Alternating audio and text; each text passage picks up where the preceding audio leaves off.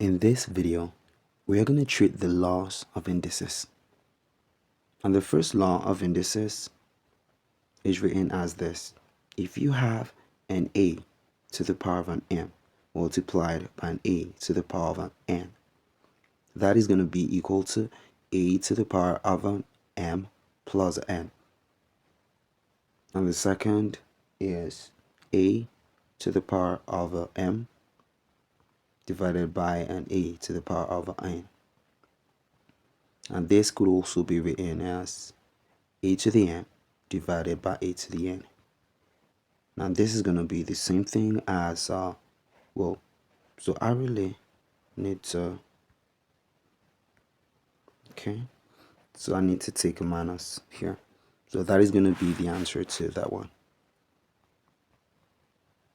Now if you have an m to the power of a multiplied by an n to the power of a, here you're going to have it as m multiplied by n to the power of an a. Now if you had an a, I should rather write it as this, an m to the a divided by n to the a. This is going to be the same thing as m divided by n all to the power of an a. Another one is a to the 0th.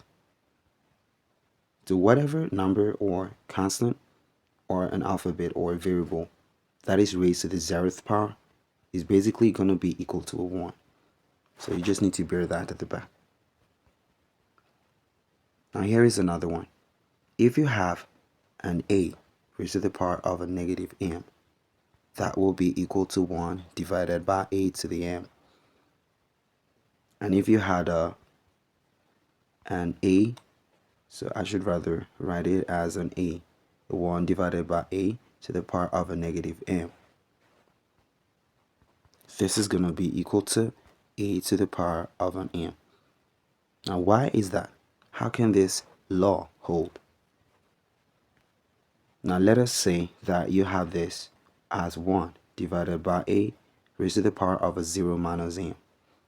Now from this first law, which was actually shown here, that should actually be the second. You have that there should be 1 over a to the power of a 0 divided by 1 over a to the power of a m. Now this whole stuff is going to be equal to 1 because whichever species, whichever character you have to the power of a 0th would always change to a 1. So here we should have a 1. This is going to be a 1, and that will be divided by this stuff. So that's going to be a 1 divided by a to the power of m. I think I can wipe these out.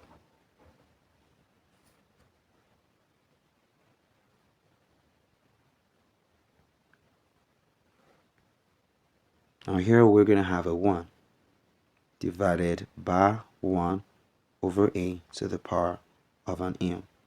Now here we're going to have 1 divided by 1 to the power of an m divided by a to the power of an m. Now this would work because we already had it. We have given those laws there, or I'm actually going to give you as we go on. Now we know that this is the stuff we got. So if I took this and placed it this way back again, we're going to have a 1 divided by a 1 to the power of an m. Now 1 to the power of anything is basically going to give us a 1. And that will be divided by a to the m. Now if I wanted to change this division sign to a multiplication sign, that is going to have this fraction switched or flipped. And by that we're going to have a 1 multiplied by a to the m, and that will be divided by a 1. Now that is going to give us an a to the power of m. So this is exactly what we have. That means if you had a 1 over a to the power of a negative m, that will result in an a to the power of m. So you just need to hold that at the back.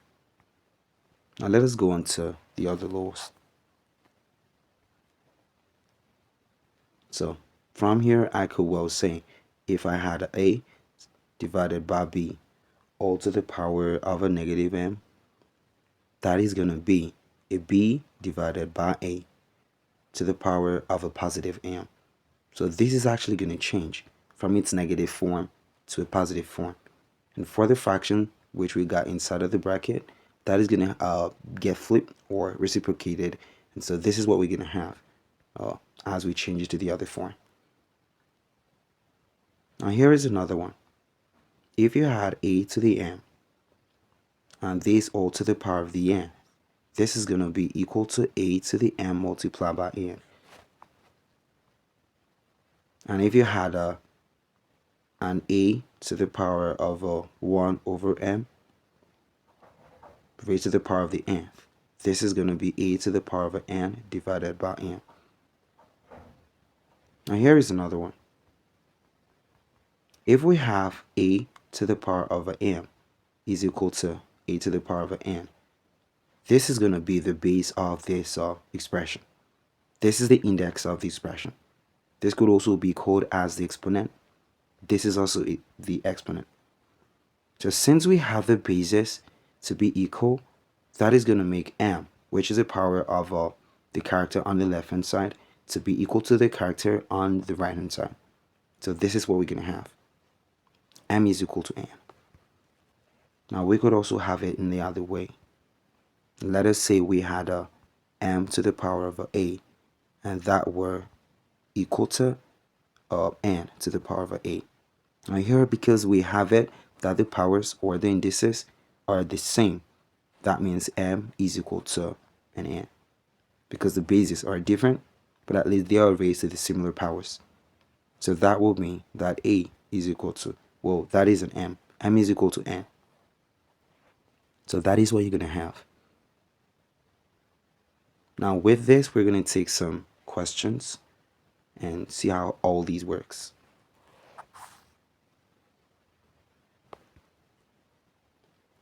So here is the first question. If you have a, okay, so I need to rewrite this, a to the third to the power of 2. Now we're multiplied by a to the second. This word divided by a to the 9th. So I need to change this to a fourth. This is going to be a fourth. And if we had this to be equal to a to the h, we are required to find out what h is. What is going to be h from this expression? Now we're going to use all the laws that we spoke about in the beginning part of this video. So first off, if you look at this power could be used to get multiplied to the 4, and that is going to give us a 12. So we should have an a to the power of 12, and here is going to be a to the power of a second. That will be divided by a to the 9th. This will be equal to a to the h. Now from here, we already have a law that if you had a to the m multiplied by a to the n, that could be rewritten as a to the m plus n. So I could well take the 12 and have it added to the 2. That is going to give us a 14. So this is going to be a to the 14th divided by a to the 9th. This will be equal to a to the h. Now there is also another law which says that if you have a to the m divided by a to the n, that is going to be equal to a to the m minus n. Now we have a 14 as the power of the numerator, and this is going to be the power of the denominator. So we're going to have a 14 minus a 9. Now what is that going to give? If you have a 14 minus 9, that is going to give you a 5. So we should have a 5 here. That is going to be a to the 5th, and this will be equal to a to the h. Now from the previous law that we talked about, if you had this expression, as far as the bases are similar, that means the powers are going to be the same.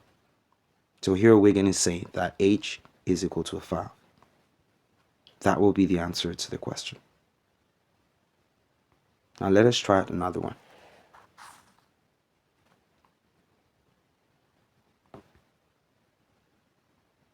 Let us say that if G is equal to 27 to the 2/3, and you got an H is equal to 3 to the negative 4. What is going to be G squared H? So that is the question before us.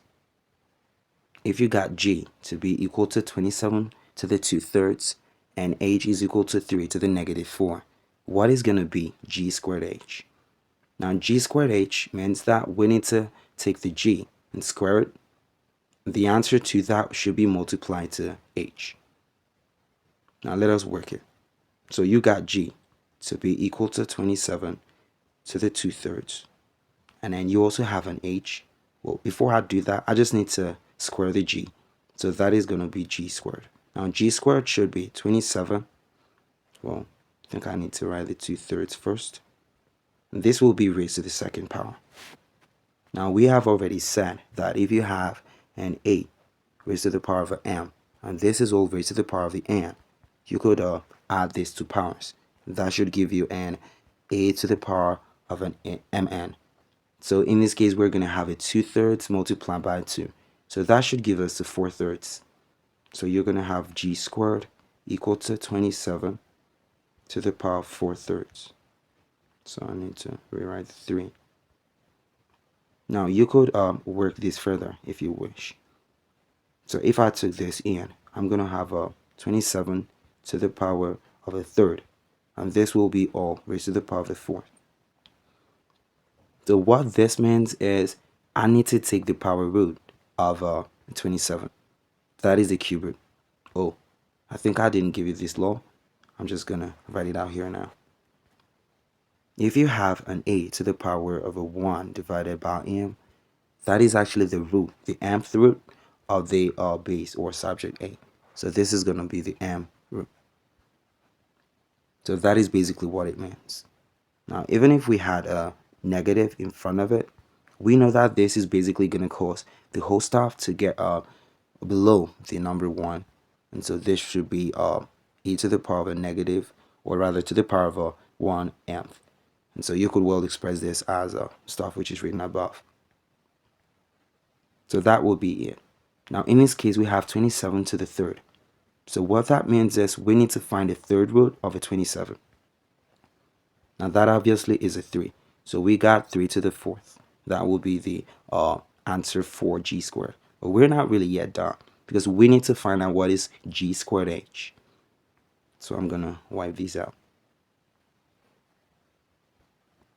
Now we know that G squared H should be 3 to the fourth multiplied by H, which is 3 to the negative 4.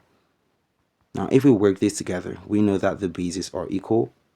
Those are 3's.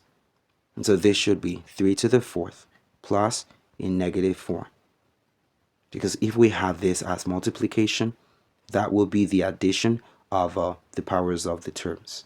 So this should be a plus multiplied by negative, which should give us a negative. So we're going to have a 3 to the 4 minus a 4. That should give us 3 to the 0th, which reduces to a 1. That means G squared H is equal to 1. So that will be the answer to this question.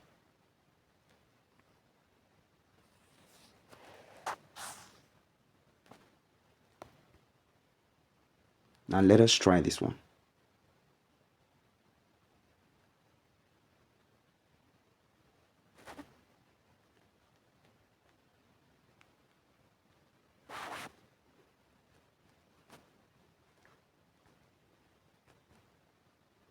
So that is a 32 to the 2/3.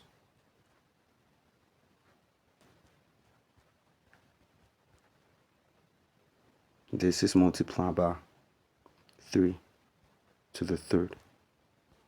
Well, so I just need to wipe that away from there. So this is going to be 3 to the third. So we need to evaluate this expression, this whole stuff which you see here. Now what do we need to do? How can we solve this? Feel free to pause the video and try working it out yourself. Now let us start with this one. Now we know that 24 is the same thing as 8 multiplied by 3. And the reason we're trying to do that is because we have another form of a 3 in this expression. That is 3 to the third. And then we know this is going to get reduced to its power or factor of a 2. That is going to be 2/3. That gives us an 8. So we're going to change this form into a 2/3 multiplied by 3. And then we also have a 32. Now 32 is the same thing as 2 to the fifth. So this is what we're going to change it to. And then we have a 6. 6 is the same thing as a 2 multiplied by 3. So if we got a 6 raised to the sixth, this is going to be 2 multiplied by 3 raised to the power of a 6. And so that will be basically it. We're going to take these forms and plug them back into the original expressions. So this is what we're going to have. Here we're going to have a 2/3 multiplied by 3. That will be to the power of a half. This is multiplied by 32, which is 2/5 to the power of a 2/3. Now here we're going to have a 6, which is a 2 multiplied by 3 now. That is raised to the sixth. This will be multiplied by 3 raised to the third. Now here we can use this power to distribute over this 4. Now we're going to use this also with this, as well as this on the whole stuff, which is within the bracket. So this is what we're going to have. Well, I think I need to take out these brackets now. So this should be a 2/3 multiplied by a half. Well, multiplied by the power of a half. So here we should have 2 to the 3 halves. And this is going to be 3 to the power of a half. So that pretty much is just going to be a normal expression. And here we're going to have a 2 multiplied, well, that should rather be a 5 raised to the power, 5 multiplied by 2/3. So that should give us a 10 divided by 3.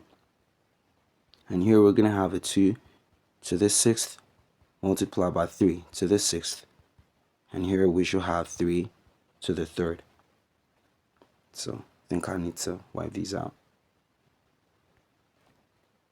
Now from here, I think we can collect the like terms. We have a 2 to the 3 halves, and this is a 10. 2 to the 10 divided by 3. And here we also have a 2 to the power of 1/6. So here we're going to have a 2 to the 3 halves multiplied by 2 to the 10 divided by 3. And we also got 2 to the power of 1/6. And here we have a 3 to the half. And we also got a 3 to the power of 1/6. And there is a 3 raised to the power of 1/3.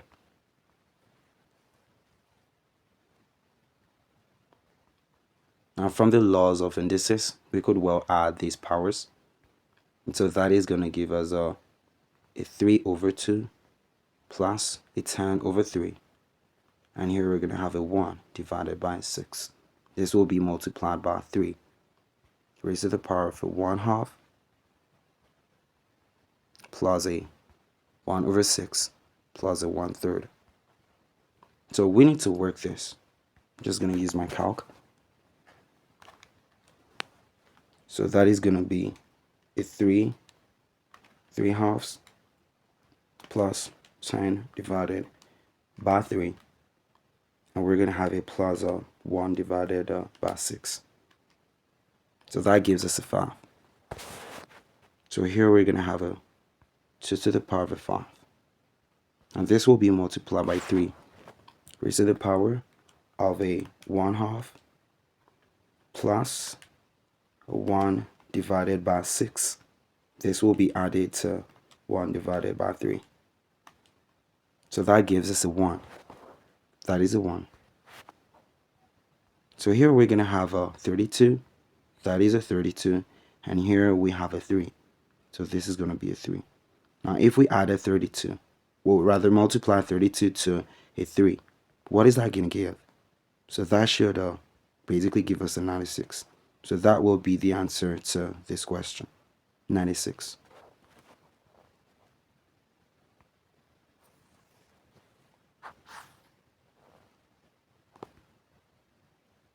Now here is another question for you.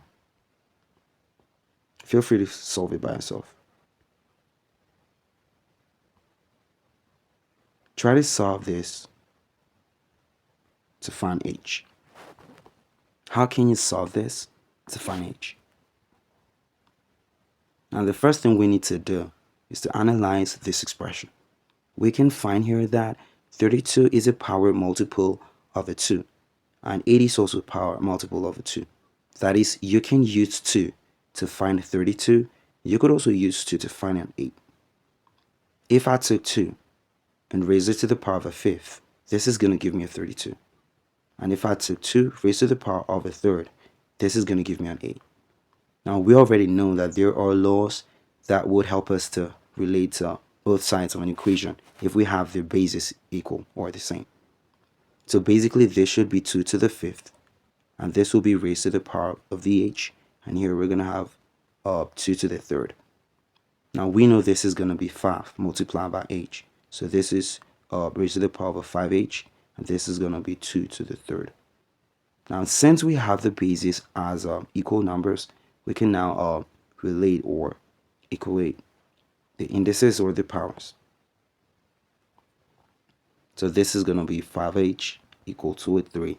So h is basically going to be 3 divided by 5. That will be the answer to the question. H is equal to 3 divided by 5. So that is basically it for that question. Now try this one.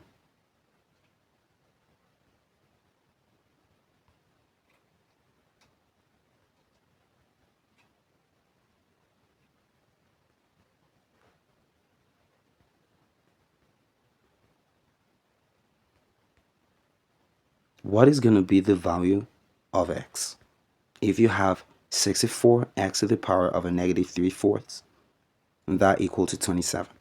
What is going to be the value of an x? Now the first thing we need to do, we need to take 64 away from its place.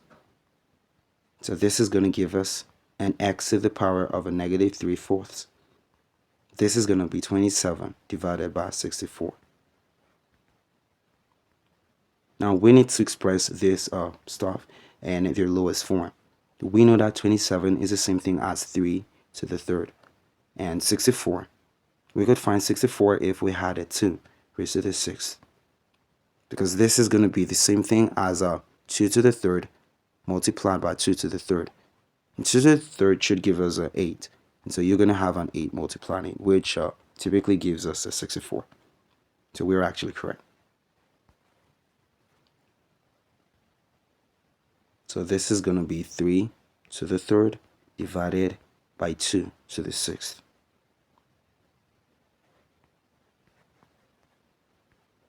Now, notice that this power is not similar to this power. So we cannot actually express all the laws of logarithm on this expression, except we change this power to a 3. Now we know that 6 is the same thing as 3 multiplied by 2. So this is what I'm going to do. I would have a 3 cube up here, and here I'm going to have a 2 squared multiplied by 3. This is going to give me 4. Now I'm going to have the powers as equal on this side. So this will be 3/3 and 4 to the 3.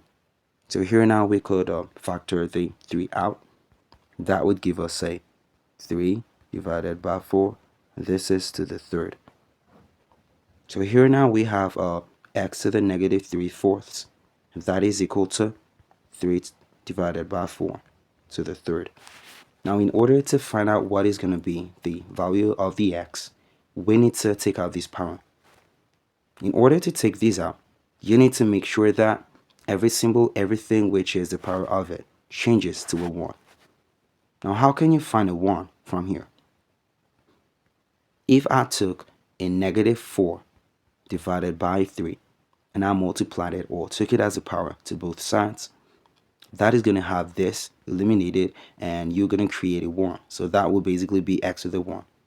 Now for the sake of mathematical equivalency, we need to take those powers to both sides.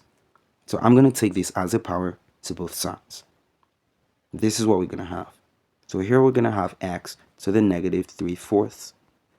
this will be multiplied by negative 4/3. Now on this side, we're going to have a 3 to the 4th. Well, so I just need to write these out. So this is 3 divided by 4. This is to the 3rd. And we're going to have a negative 4/3. So that is what we got. Now here I know that this is going to cancel these out. And the 4, which is a denominator, would cancel this numerator 4. The numerator 3 is going to cancel the denominator 3. So we're going to have an x as a singular term. Now here we have 3 canceling these out. And so that would give us a 3 divided by 4 to the power of a negative 4. Now if we have this, we could change this to a 4 divided by 3 raised to the power of a 4. That is going to be a positive. If you want to take the negative away from this power, you need to reciprocate this fraction or flip it. So that is exactly what we did here. And this pretty much is going to be the answer to this question. X is equal to 4/3 to the 4th.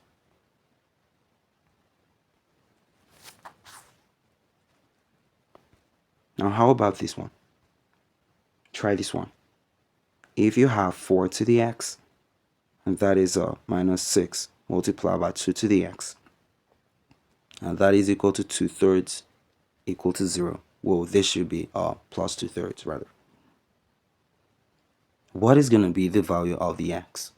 So if you were given this, you need to know that this equation or this question, this expression, is actually the exponential equations, which will be used to have the stuff changed into a quadratic expression. So the first thing we're going to do is try to make 2x be formed on the first term. We know that 4 is the same thing as a 2 squared.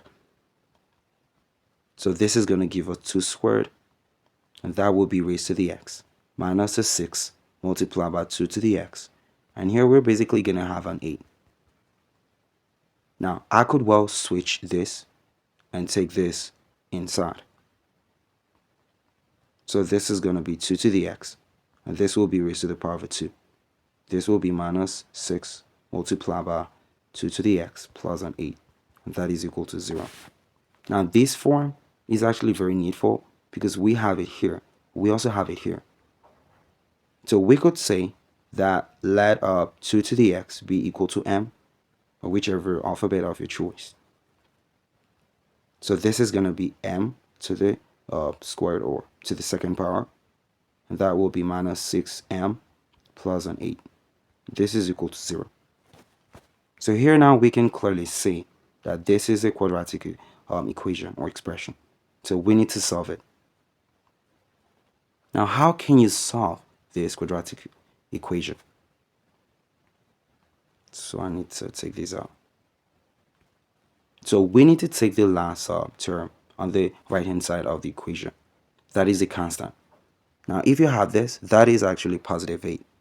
You need to look for those two numbers which could actually get multiplied to give you an 8. That is a positive 8. So what are those two numbers that if we multiplied, that would give us an 8? What are they? Now we have a 2, we have a 4. If you took a 2, a positive 2, and a positive 4, you multiply these two numbers, you're going to have an 8 be formed. We could also have a negative 2 and a negative 4. If we had these two terms, they're always going to get multiplied and form an 8. Now, from this two sets of numbers, what are the set of numbers that if you add it together, you're going to form a negative 6? That is the middle term from the quadratic equation. Here, that is actually going to be the second set. If you took a negative 2 and added it to a negative 4, that would give you negative 6. So you want to use this as the factors or the roots. Well, that is not actually going to be called as roots, but these are the two numbers that will help dissolve this equation. So that is what we're going to use. We're going to have a m squared minus a 2m minus a 4m, and this is going to be plus 8. This will be equal to 0. Now we need to factor stuff out of this expression. So we're going to split this into two different forms, or two different parts. Now from this first expression, you can see that we have a m squared minus a 2m. What is a common term from these two terms? Obviously, we can see from here that we have a common m. So I'm going to write out the m. So here we're going to have it as m. Because if you have an m squared divided by a m, that would give you an m. And here we're going to have a negative 2m divided by m. That would give you minus 2. Now immediately you form the first bracket. That must be the second bracket. So this must be a minus 2 on this side also. Now the next thing is you got the task to find out what is the number that if you took it and multiplied it with an m minus 2, that would give you a negative 4m plus an 8. So if I took a 4 and multiplied it with a 2, that is going to give me an 8. But I need to use a negative 4. If I use that, that is going to be a negative 4 multiplied by a negative 2, and that will give me a positive 8.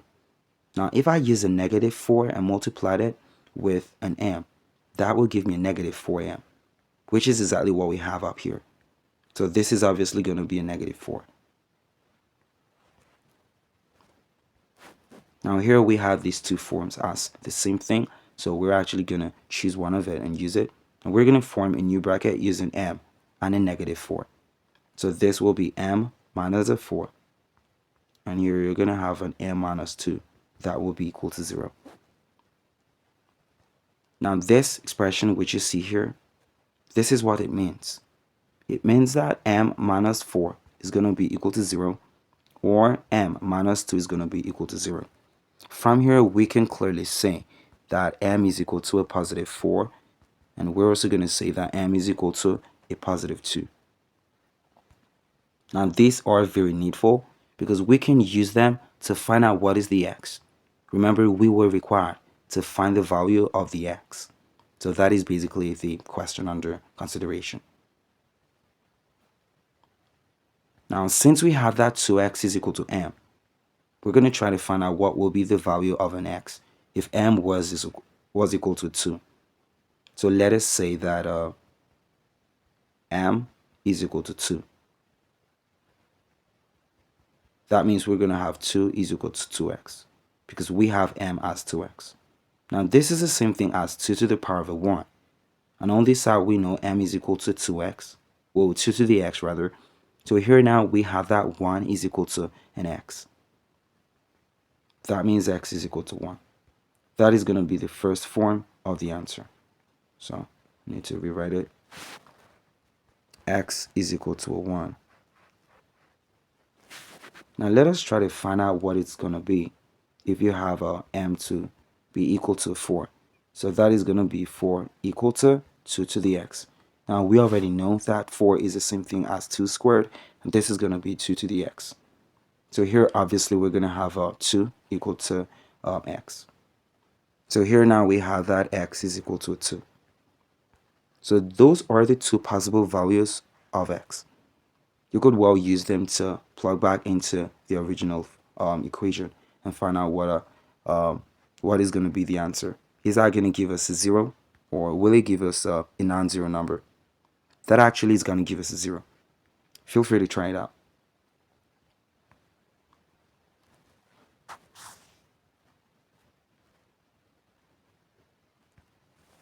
Now let us take another one.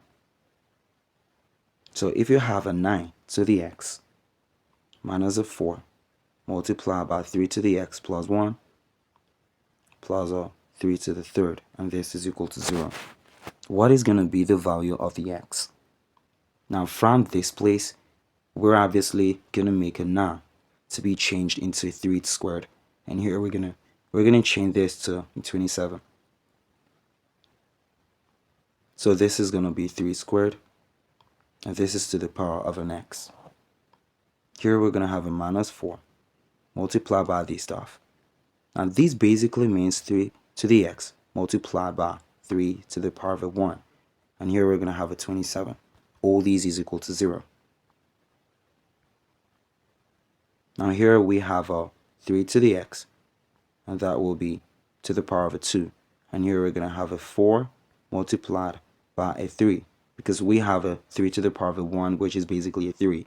And that will be multiplied by 3 to the x. So I need to use another. And this is a 27. Now here we have 4 multiplied by 3, which should give us a 12. So this is going to be 3x to the power of a 12. Whoa, to the power of a 2. What is wrong with me? So we got this, and this is going to be 27. Now here we see that we have 3 to the x. So we're going to basically try to make it as something. Let us say 3 to the x is equal to a p. So we're going to have a new equation in it. We're going to have a p squared, and this will be minus 12p plus a 27, and this will be equal to 0.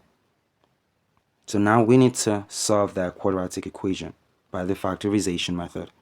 Now, as usual, we need to take out the positive 27, which is basically the constant within this expression, and try to find those two numbers that would form a positive 27 if we multiply them. Now, I know that 9 multiplied by 3 is basically going to give us a 27. But here we got a positive 27. Now, what is going to be the value or the symbols which should be in front of these numbers in order to form a positive 27? If we use the positive 9 and a positive 9, that is going to give us a 27. But you could also use a negative 9 and a negative 3 to give you a positive 27 if you multiply them together. Now, between these two sets of numbers, you need to choose the set that if you added it, you're actually going to have the number which is within the middle part of the quadratic equation being formed. If we have a 9 plus a 12, that is going to give us a positive 12. Unfortunately, that is not what we have in the middle term here.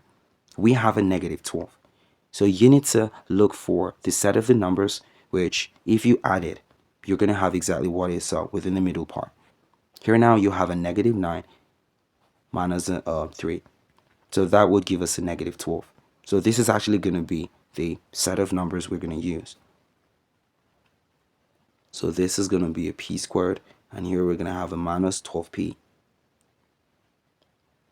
plus a 27, and this is equal to 0. Well, I just repeated what I wrote down there, so I need to change it now. This is a p squared minus a 9p minus a 3p minus a 20, well, positive, plus a 27. So I think I can wipe these out. Now here again, we're going to try to factor out. So we know that p is going to be factored out. So this will be p minus a 9. That should be exactly what should be formed on the other side. So we need to find out what is going to be the number, which if you multiply by this bracket, is going to give you stuff which is above. Now that should be a negative 3. If we took a negative 3 and multiplied it by p, that is going to give us a negative 3p. And if we took a negative 3 and multiplied it by negative 9, that is obviously going to give us a 27. Pretty obvious. So this is going to be a negative 3. Now here now we're going to have a p minus a 3 multiplied by p minus a 9. And these all is equal to 0. So obviously from here we have that p minus 9 is equal to 0, or p minus a 3 is equal to 0. So this is pretty much going to be the similar thing, the same thing as what we solved in the previous question. We already have that p is equal to 3x, but p is also equal to 9 and 3.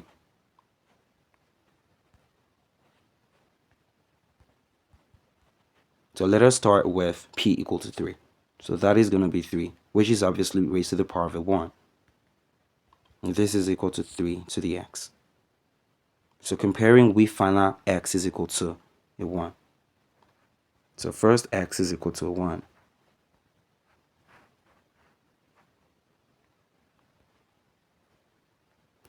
And secondly, we have that p is equal to a 9.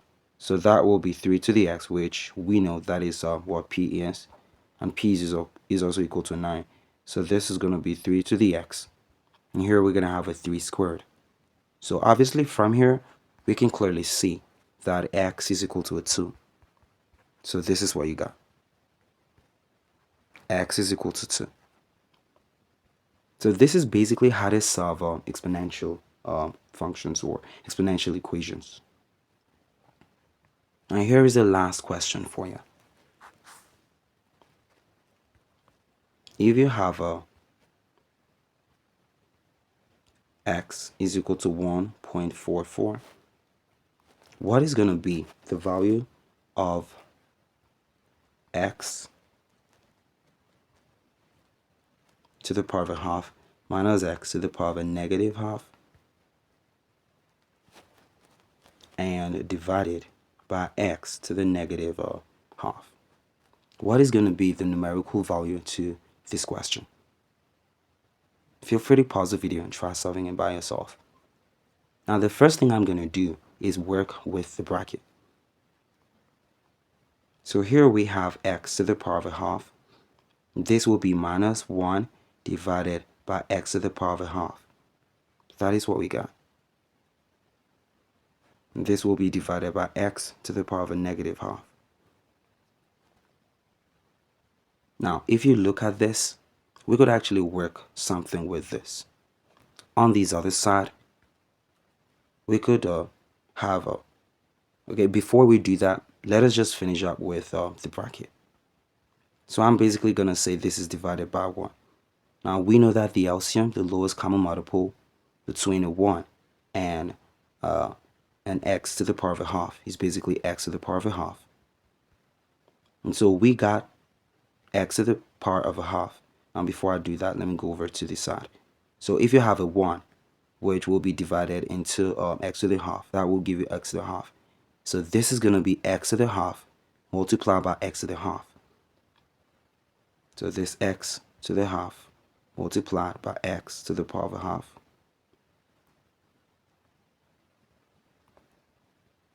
And here you have a minus x to the power of a half multiplied by this stuff.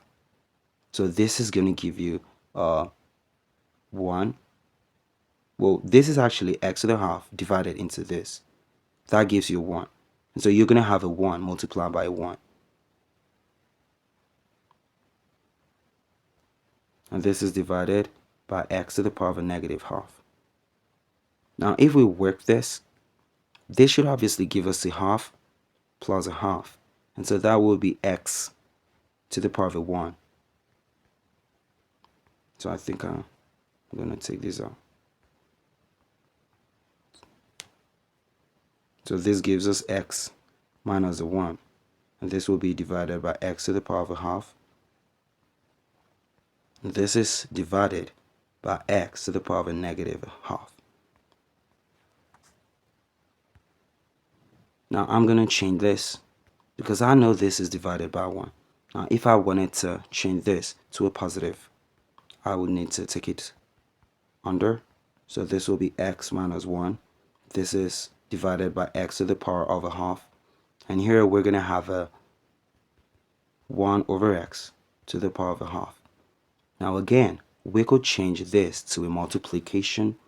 And so that will be something like this. This will be x minus a 1 divided by x to the power of a half. This will be multiplied. So I think I'm just going to use this. That is now going to be x to the power of a half, which obviously we could cancel this into this. So that leaves us with x minus a 1. Now we said x is equal to 1.44. So that is going to be 1.44 minus a 1.